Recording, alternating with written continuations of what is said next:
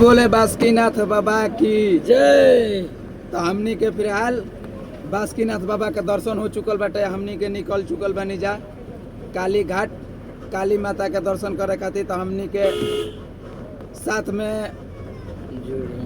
भाई बीरबल जी बाड़ा, बम जी और हमनी के ड्राइवर लाला उर्फ लाल जी बम जी बानी। यहाँ के बम जी थोड़ा बाय करे हमनी फ्रेंड लोग खातिर। अब बहुत ही सुंदर यहाँ के गाड़ी चला के हमने के एंजॉय करा दिए ने। तनी टर्निंग बात है बाजल बनी स्टीयरिंग से तब आप सभी के रास्ता में हम के जाई जे कैसे आप सभी के रास्ता में हमने के दिखाओ तनी जा इतना बोले बनी जा कि बाबा का आशीर्वाद से काला हमने के वही चुकल बा। तो हमने के आप सभी के रास्ता के एंजॉय कराइब जा।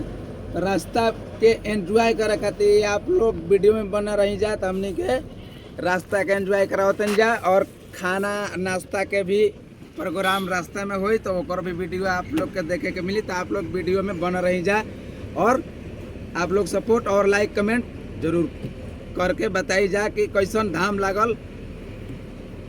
हर हर महादेव।